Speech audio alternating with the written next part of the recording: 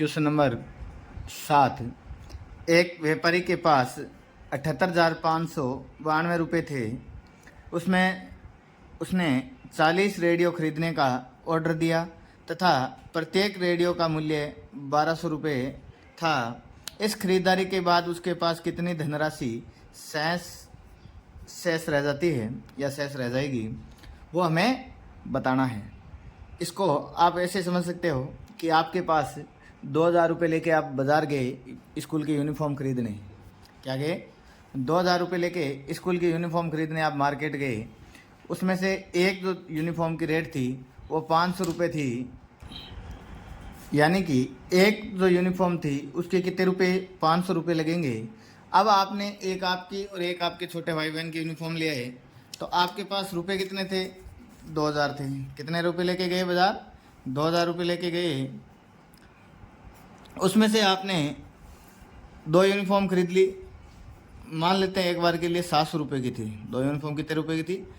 एक 350 रुपये की थी, तो 2 यूनिफॉर्म कितने की होगी? 700। तो अब जो शेष धनराशि, तो आपने 2,000 रुपये लेके गए, उसमें से 700 रुपये खर्च हो गए, तो कितने बचे? 1,300। तो ये क्वेश्चन ऐसा है। चलिए आप समझते हैं। सबसे पहले व्यापारी के पास शुरुआत में जो धनराशि थी वो, तो शुरू में व्यापारी के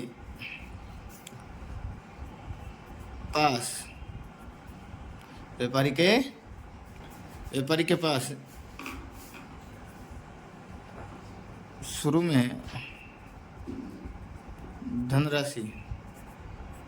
शुरू में कितने धनराशि थी? 78,592 रुपये थे। उसने 40 रेडियो खरीदने का ऑर्डर दिया है, और यहाँ पहले लिख देंगे प्रत्येक रेडियो का मूल्य है। प्रत्येक रेडियो का मूल्य है वो 1200 रुपये है। कितने रुपये हैं? 1200 रुपये हैं। रेडियो खरीदना यानी कितने रेडियो खरीदता है? रेडियो की संख्या, कितने रेडियो खरीद रहा है? 40। तो कुल जो वो खरीद रहा है, तो कुल धनराशि का उपयोग किया, तो लिखेंगे उपयोग धनराशि, यानी कि जितना वो खर्च कर रहा है वो हमें निकालना है। तो एक रेडियो की कीमत थी 1200 रुपये थी, और कितने रेडियो खरीद रहा है? 40। कितने रेडियो खरीद रहा है? 40। तो कितना धनराशि कुल उपयोग कर लिया उसने? कितने धनराशि का कुल उपयोग कर लिया? 12 4 जा 48, 1 2 और 3, तो 3 शून्य लगा दो, तो 3 0 लगा दिए, तो 48,000 हो गए।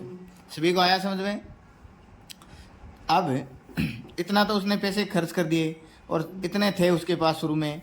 अब जो शेष बची है धनराशि, वही तो पूछ रहा है, तो बता देंगे शेष धनराशि। तो शेष धन राशि, व्यापारी के पास अब कितना पैसा बचा है?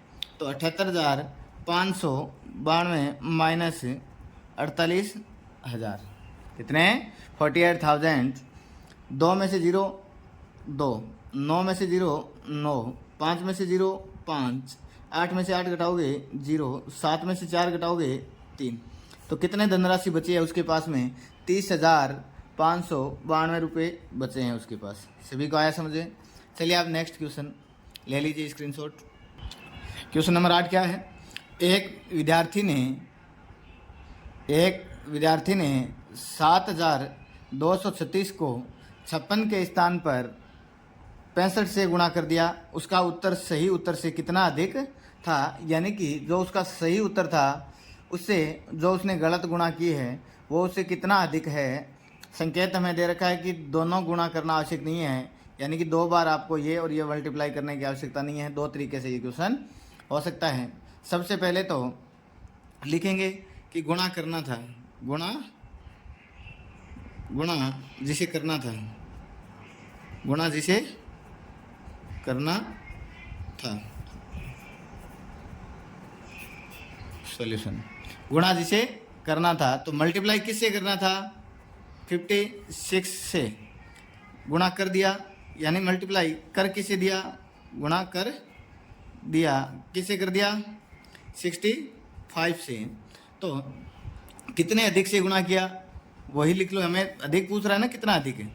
तो पहले वाले गुणा से मुकाबले में तो कितने अधिक से गुणा किया है वो लिखेंगे। तो अधिक से किया गुणा, अधिक से किया गुणा। देखो करना तो 56 से था, किससे गुणा करना था 56 से था, कर किससे दिया 65 से। तो 56 है वो 65 से कितना अधिक है 9, कितना अधिक है 9। तो सही उत्तर से वो आंसर है वो कितना अधिक है, सही उत्तर से अधिक, सही उत्तर से गलत उत्तर अधिक। देखो मल्टीप्लाई में कितना अधिक है 9, यानी कि अब जो संख्या दे रखी थी आपको उसको 9 से मल्टीप्लाई कर दोगे तो वो संख्या है वो आ जाएगी। तो 7236 मल्टीप्लाई करोगे 9 से, आप मल्टीप्लाई करो 9 से, 9 छकाले 54, कैरी गई 5, 9 त्रे 27 और 5 32, कैरी 3, 9 दूने कितने होते हैं 18, 18 और 3 21, कैरी 2, 9 सत्ते 63 और 2 65। तो आंसर कितना आ गया 65,124। कितना आ गया 65,124। सभी को समझ में आया। अब इसका दूसरा तरीका और कौन सा हो सकता है, पहले तो जो उसने गुणा कर दी वो, फिर दूसरी गुणा जिसे करनी थी वो, फिर उन दोनों का अंतर आप ले लोगे तो भी क्वेश्चन हो जाएगा। पहला तरीका सभी को समझ में आया, ये सबसे इजी है और ये संकेत भी दे रखा है कि दोनों गुणा करना जरूरी नहीं है, आवश्यक नहीं है। तो जितने उसने करना था और जितने से गुणा कर दिया उन दोनों का अंतर ले लो और उससे उस संख्या को मल्टीप्लाई कर दो, हमारा आंसर आ गया। चलिए दूसरा तरीका और देख लेते हैं। या मैं नीचे दूसरा तरीका बता रहा हूँ। देखो गुणा करना था, सही और गलत गुणा लिख दो। तो पहले तो लिख लो गलत गुणा से उत्तर, गलत गुणा से उत्तर। तो गलत गुणा से कितना उत्तर आ गया, गलत गुणा करने पर 7236 को गुणा करना था किससे, गलत गुणा 56 के स्थान पे 65 से कर दिया तो 65 से गुणा कर दो। 5 संग 30, 3 5 3 15 और 3 18, 5 दूनी 10 और 1 11, असिल 1 7 पंजे 35 और 1 36।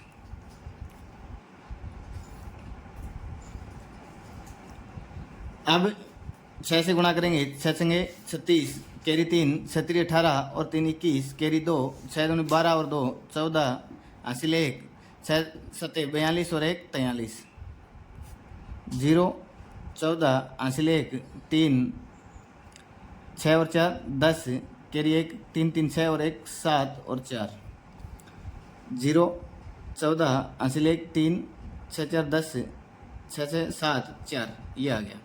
तो 4,70,340 से जो गलत गुणा किया था तो उससे उत्तर इतना आ गया। अब सही गुणा से उत्तर, तो यहाँ लिख देंगे सही गुणा से उत्तर, ये तो हो गया। अब सही गुणा से उत्तर, सही गुणा से उत्तर। तो सही गुणा से क्या था, ये जो संख्या थी, संख्या क्या थी 7236, किससे गुणा करना था, सही गुणा क्या था 56 से करना था, तो 56 से 6 संगे 36, कैरी 3 37 18 और 3 21, कैरी 2 6 दूनी 12 और 2 14, हासिल 1 7 संग 42 और 1 43, फिर गुणा। आप इसमें स्मार्ट तरीका भी लगा सकते हो।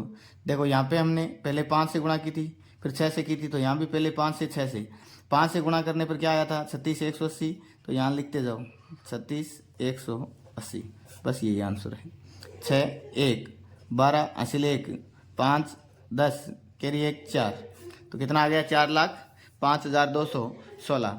ये तो सही उत्तर था और ये गलत उत्तर था। हमें कितना अधिक, तो जो गलत उत्तर था वो कितना अधिक है वो बताना था। तो अधिक उत्तर अधिक, तो जो गलत गुणा था वो कितना अधिक है, तो इन दोनों का अंतर ले लेंगे। 4,70,340 माइनस करने हैं 4,05,216, 4,05,216। आप देखो 0 यानी 10 में से 6 घटाओगे तो 4, फिर 4 था 1 कैरी ले ली तो 3 में से 1 घटाओगे तो 2, फिर क्या है 3 में से 2 घटाओगे तो 1, फिर 0 यानी 10, 10 में से 5 घटाओगे तो 5, 7, 7 में से एक कैरी ले ली 6, 6 में से 0 घटाओगे तो 6, ये आ गया, फिर 4 से 4 घटाओगे तो 0, तो 65,124। तो कितना अधिक था? 65,124। तो आ गया आंसर। पहले भी यही आया था, पहले भी तो यही आया था, अब भी यही आ रहा है। तो दोनों से आंसर सेम आता है, किसी भी तरीके से आप कर सकते हो। ये तरीका करते हैं तो सबसे पहले जो गलत गुणा की है उसका निकाल लो कितना आया, फिर सही गुणा की है वो निकाल लो और इन दोनों का अंतर ले लो, वही हमारा आंसर है। और नहीं तो यहाँ पे जो गुणा करनी थी और जिसे गुणा कर दी वो कितना अधिक है, उनका अंतर कितना है? 9 है। तो 9 अधिक है तो उस संख्या को 9 से मल्टीप्लाई कर दो, आंसर आ जाएगा। चलिए नेक्स्ट क्वेश्चन, क्वेश्चन नंबर 8 हो गया, स्क्रीनशॉट ले लीजिए। अब चलिए आगे, चलिए अब नेक्स्ट क्वेश्चन, क्वेश्चन नंबर 9 क्या है? एक कमीज सीने यानी कमीज सिलने के लिए 2 मीटर 15 सेंटीमीटर कपड़े की आवश्यकता है। 40 मीटर कपड़े में से कितनी कमीजें सिमी जा सकती है, कितनी कमीजें सिनी जा सकती है और कितना कपड़ा शेष बच जाएगा? तो देखो, एक कमीज सिलने में लगने वाला कपड़ा है वो कितना है? 2 मीटर 15 सेंटीमीटर है, यानी कि ऐसा कहूँ कि 2.15 मीटर है, ठीक है। और हमारे पास कुल कपड़ा कितना है? 40 मीटर है। तो कितनी कमीजें सिमी जा सकती है? तो 40 में जब 2.15 का भाग दो दोगे, हमारा आंसर आ जाएगा। जो शेष कपड़ा बचेगा वो, जो रिमाइंडर बचेगा वो शेष कपड़ा हो जाएगा, जो भाग फैलाएगा वो हमारा आंसर, उतने शर्ट सिमे जाएंगे। तो सबसे पहले लिखेंगे एक कमीज के लिए लगने वाला कपड़ा, एक कमीज में लगने वाला कपड़ा,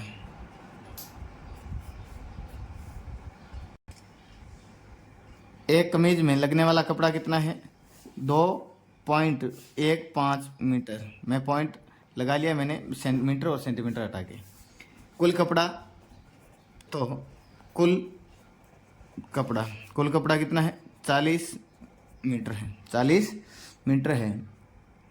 तो अब कितनी कमीजें सिमी जाएगी? तो कमीजों की, बनने वाले कमीजों की संख्या, बनने वाली कमीजों की संख्या। तो कितनी कमीज सिमी जा सकती है? क्या करना है? जितना कुल कपड़ा है उसमें एक जो शर्ट में लगने वाला कपड़ा है उसका भाग दे देंगे, तो 2.15 का भाग दे देंगे। जब नीचे से पॉइंट हटाएंगे तो पॉइंट के बाद में कितनी संख्या है? 2। तो ऊपर क्या लगा दो? 2 जीरो। ऊपर क्या लगा दो? 2 जीरो। अगर आपको डायरेक्ट काटना आता है तो डायरेक्ट काट लो, नहीं तो आप रफ नोटबुक में 4000 में ऊपर वाली संख्या भाग के अंदर होती है। 4000 में किसका भाग देंगे? 215 का। अब 215 बन गया, पॉइंट हटा दिया तो ऊपर 2 जीरो लगा दिए थे। अब 215 का पढ़ा, एक बार बोलोगे, 2 बार बोलते ही 450 हो जाएगा, इससे ज़्यादा चला जाएगा। तो कितनी बार बोलोगे? एक बार। कितना आ गया? 215। 400 में से 215 घटाओगे 185, फिर 1 जीरो ऊपर वाला उतार लोगे तो 0 बन जाएगा। अब 1850 हो गया, तो 215 की टेबल बोलोगे कितनी बार? 8 बार 16 और 1720। तो कितनी बार? 8 बार। 8 बार टेबल बोलते कितना हो जाता है? 16 और 1720। कितना? 1720। तो 1720 आ गया। अब 1850 में से 1720 घटाओगे तो कितना बचेगा? कपड़ा कितना बचा? 0, 3 और 1। 8 में से 7 घटाओगे 1, 1 में से घटाए 0, ठीक है। तो 1.30 मीटर तो शेष कपड़ा। तो बनने वाली कमीज़ों की संख्या है वो कितनी? आप डायरेक्ट भी भाग दे सकते हो, इसमें डायरेक्ट भी भाग दे सकते हो। तो बनने वाले कमीज़ों की जो संख्या है वो तो कितनी हो गई? 18 आ गई। पहला आंसर क्या आ गया? 18। शेष बचा कपड़ा, शेष बचा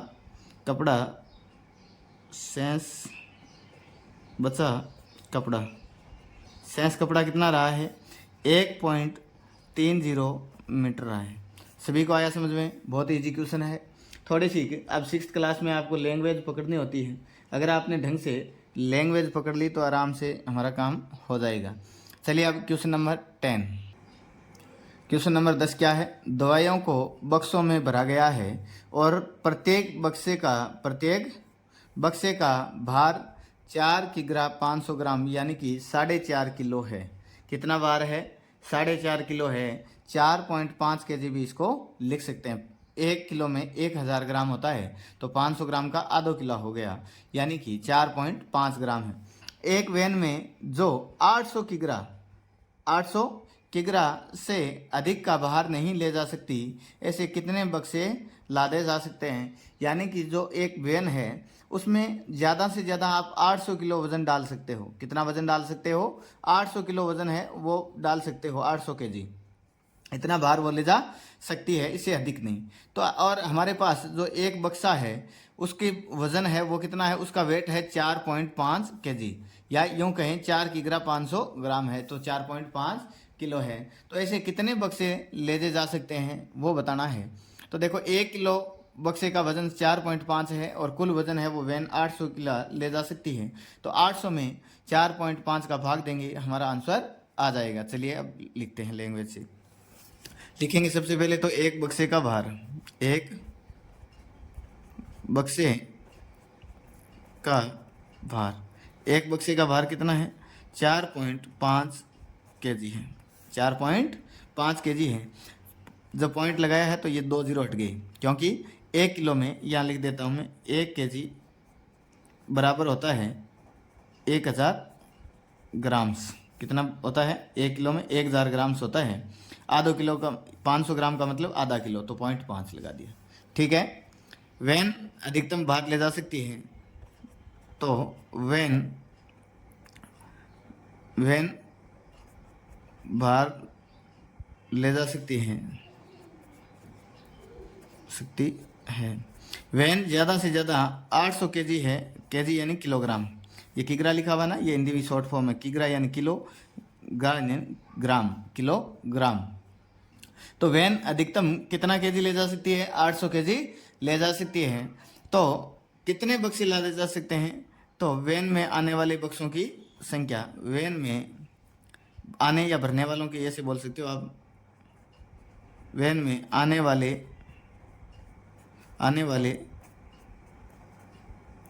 बक्सों की संख्या, वैन में आने वाले बक्सों की संख्या।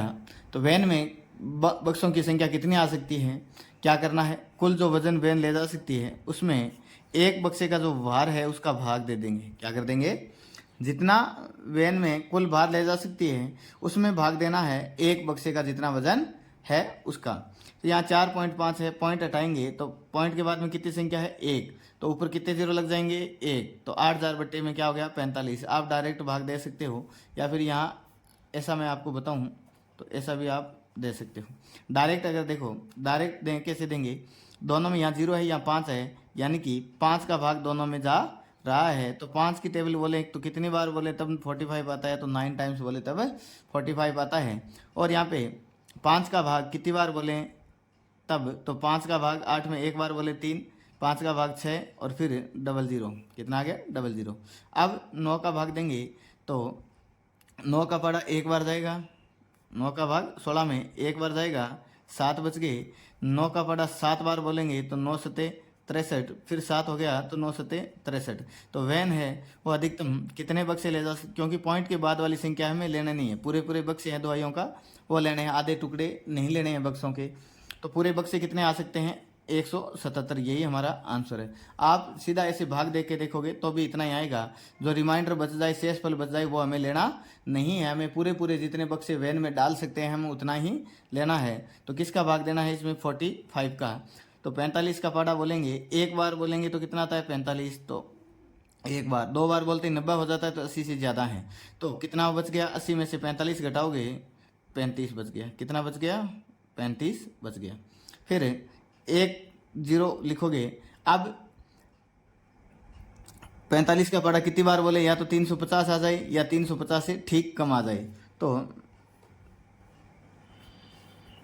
45 का पड़ा 9 बार बोलें 900 ज़्यादा हो जाता है। 8 बार बोलें तो 8 पंजे 40, 4 832 और 4 36, 8 बार भी ज़्यादा हो रहा है। 7 बार बोलें तो 7 बार कितना होता है, 7 पंजे 35, 3 केरी 728 और 3 31, कितनी बार गया, 7 बार पढ़ा था, 45 का पढ़ा 7 बार पढ़ा, तब कितना आया 315। 350 में से 315 घटाओगे कितना बच गया, 35, कितना बच गया 35। अब यहाँ पे एक जीरो और है, उसको उतार लेंगे, एक जीरो को और उतार लेंगे। देखो वापस 350 ही संख्या बन गई, तो वापस कितनी बार भाग जाएगा, 7 बार भाग जाएगा।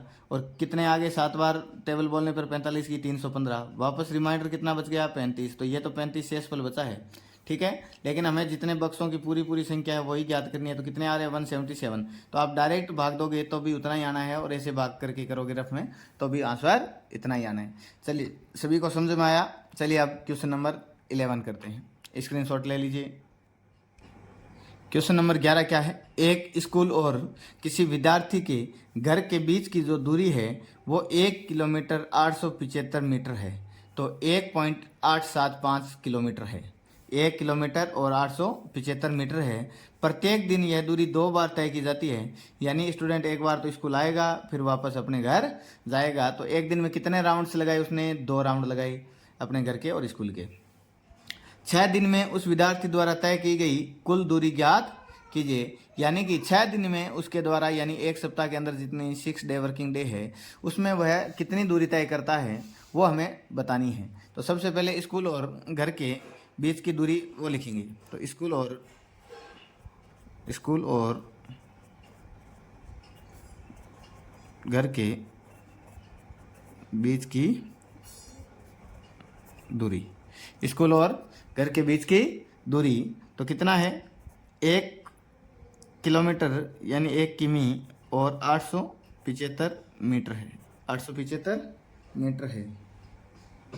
इसको मैं क्या लिख सकता हूँ, 1 पॉइंट यानी 1.875 किलोमीटर किमी लिख सकता हूँ। क्यों, क्योंकि यहाँ आप दिखा सकते हो कि 1 किलोमीटर में कितने मीटर होते हैं, 1000। तो कितने मीटर होते हैं, 1000। तो ये कुल कितने मीटर हो गए, 1875 मीटर हो गए। उसमें 1000 का भाग देंगे तो 1.875 आएगा। आ गया सभी को समझ में। तो क्या लिख सकता हूँ मैं, 1.875 किलोमीटर लिख सकता हूँ। एक जैसे ये जो इकाइयाँ हैं किलोमीटर या मीटर है उनको एक जैसे बन गई, अब सारी किलोमीटर में आ गई। तो 1.875 किलोमीटर हो गया। अब उसके बाद में क्या दे रखा है, यह प्रत्येक दिन यह दूरी 2 बार तय की जाती है। तो 6 दिनों में उस विद्यार्थी द्वारा तय की गई कुल दूरी है वो हमें बतानी है। तो 6 दिन में विद्यार्थी द्वारा तय दूरी देखो 6 दिन दूरी दे रहा है और एक दिन में कितने राउंड्स लगाता है, एक दिन में 2 राउंड्स लगाता है। और तो कितने हो गए राउंड्स, उसने कुल जो चक्कर है वो 12 हो गए। कुल चक्कर कितने हो गए, 12 हो गए। अब विद्यार्थी द्वारा तय की गई दूरी, तो एक चक्कर में कितना विद्यार्थी दूरी लगाता है, तो एक चक्कर में तय की गई दूरी है वो 1.875 है। तो एक चक्कर में विद्यार्थी द्वारा तय की गई दूरी 1.875 है। और ऐसे कितने चक्कर लगाने हैं, 12 क्यों आया, क्योंकि 6 दिन है। कितने दिनों की गणना करने का कह रहा है, 6 दिन में। क्वेश्चन में है कि 6 दिन में उस विद्यार्थी द्वारा तय की गई कुल दूरी बतानी है। और 6 दिन में, एक दिन में 2 राउंड लगाता है तो 6 दिन में उसका डबल कितने राउंड हो गए, 12 राउंड हो गए। चलिए आप इसको मल्टीप्लाई कर लो, 12 60 का 0 6 कैरी चलेगी, 12 7 84 और से 90 9 कैरी, 12 8 96 96 और 9 105। तो 5 कैरी चली गई, सॉरी 5 आ गया, 10 कैरी चली गई। 12 को 1 से मल्टीप्लाई करोगे 12 और 10 22। यहाँ देखो कितनी संख्या के बाद में पीछे से पॉइंट है, तो पीछे से 1 2 3, पीछे से 3 संख्या के बाद में पॉइंट है तो पीछे से हम भी 3 संख्या के बाद में पॉइंट लगा देंगे। तो 22.5 किलोमीटर की दूरी तय करता है, 22.5 किलोमीटर की दूरी तय करता है। वापस उसको इसी फॉर्म में लिखना चाहें तो 22 किलोमीटर 22 यानी 22 किमी और 500 मीटर, 22 किमी और 500 मीटर। सभी को आया समझ में? ऐसे लिख सकते हैं, ये भी आंसर है और ये भी। यहाँ अलग अलग फॉर्म में वापस दिखा दिया जैसे क्वेश्चन में था, और यहाँ सीधा डायरेक्ट किलोमीटर में दिखाया। सभी को आया समझ में? चलिए स्क्रीनशॉट ले लीजिए। इस एक्सरसाइज का लास्ट क्वेश्चन करते हैं, क्वेश्चन नंबर 12। क्वेश्चन नंबर 12 क्या है? एक बर्तन में 4 लीटर 500 मिलीलीटर, 4 लीटर 500 मिलीलीटर दही है। 150 मिलीलीटर धारिता वाले कितने गिलासों में इसे भरा जा सकता है? अब की बार जो कुल क्वांटिटी है वो दे रखी है, कुल क्वांटिटी दे रखी है, और एक जो गिलास में जितना दही डाला जा सकता है तो 150 मिलीलीटर दही डाला जा सकता है। तो कितने जो ऐसे धारिता वाले यानी 125 मिलीलीटर धारिता वाले कितने गिलासों में इसे जो दही को भरा जा सकता है? कितने दही को भरा जा सकता है? तो कुल दही की मात्रा लिखेंगे, कुल दही की मात्रा। तो कुल दही की जो मात्रा है वो 4 लीटर और 500 मिलीलीटर है, 4 लीटर और 500 मिलीलीटर है। इसको अगर सभी को मिलीलीटर में बदल लें, मिलीलीटर में बदल लें तो कितने हो जाएगी? 1000 से गुणा कर देते हैं। तो 1000 से गुणा करते ही कितना हो गया? 4 लीटर में तो 4000 है और 500 मिलीलीटर ये है, तो 4500 मिलीलीटर है, मिलीलीटर है। तो हमने जो कुल दही की मात्रा है उसको किस में निकाल लिया? इकाई क्या ले ली? मिलीलीटर की। क्यों? यहाँ पे आप दिखा सकते हो कि 1 लीटर में कितने मिलीलीटर होते हैं? 1 लीटर में 1000 मिलीलीटर होते हैं। ये चीज़ आपको यहाँ दिखानी है, ठीक है। अब एक गिलास में दही कितना आता है? तो गिलास में धारिता, तो गिलास की धारिता यानी कि कितना दही आ सकता है एक गिलास में? तो एक गिलास में 125 मिलीलीटर आ सकता है, 150 मिलीलीटर यानी मिली आ सकता है दही। तो अब जो ये दही है उसको कितने गिलासों में भरा जा सकता है? तो दही से भरे जाने वाले गिलासों की संख्या, दही से भरे जाने वाले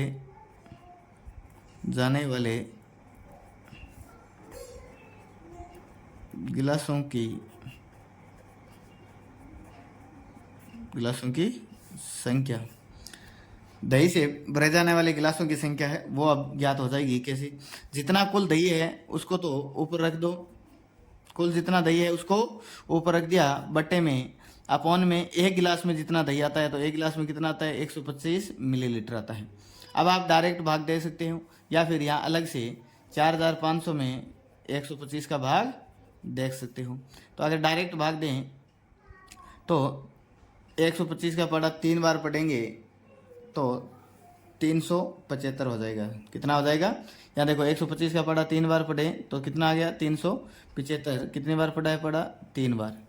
अब 450 में से 375 घटाओगे कितना बचा? 75, 75। कितना बचा? 75। तीनों संख्या ले ली हमने। अब एक जीरो यहाँ बचा हुआ है उसको और यहाँ ले लेते हैं। अब 125 को 125 कितने जो है बार टेबल बोलें कि 750 आ जाए या इसे सबसे छोटी संख्या आ जाए। तो 6 बार बोले तो 600 और 150 कितने हो गए? 750। तो कितनी बार? 6 बार। कितनी बार पढ़ा? 6 बार पढ़े हैं तब 600 और 750 सही है, 750। रिमाइंडर कुछ नहीं बचता है। तो इसका भाग देने पर कितना आया? आप 5-5 का पहले भाग दे के इसे देख सकते हो कितनी बार कितनी गिलासें भरी गई। तो भरे जाने वाली गिलासों की जो संख्या है वो कितने आ गई? 36 गिलास। कितने आ गई? 36 गिलास आ गई। आप इसे डायरेक्ट भी भाग दे सकते हो। पहले 5 से भाग दोगे तो 125 में 25 बार गया, यहाँ 500 का भाग 5 का भाग दोगे तो 9 बार गया, 900 हो गया। आप देखो 25 का पढ़ा 3 बार बोलो तो 75 हो गया, तो यहाँ 3 आ गया 75। अब 75 90 में से घटेगा कितने बचेगा? 15। 150 25 150 तो 36 गिलास आ गई। सभी को आया समझ में? भाग आप ऐसे रफ में देख के देख सकते हो और डायरेक्ट अगर आता है तो आप डायरेक्ट कर सकते हो। चलिए ये हमारे 1.2 एक्सरसाइज कंप्लीट हो गई है। आगे भी आपके लगातार पूरा सिलेबस फ्री ऑफ कॉस्ट करवाया जाएगा। आप सभी से यही कहना चाहता हूं कि हमारे चैनल को ज़्यादा से ज़्यादा like, share, subscribe and comment किया करो। ज़्यादा से ज़्यादा वीडियो को शेयर किया करो। ऐसे नए नए बच्चे जुड़े, नए नए लोग हमारे चैनल से जुड़े। धन्यवाद।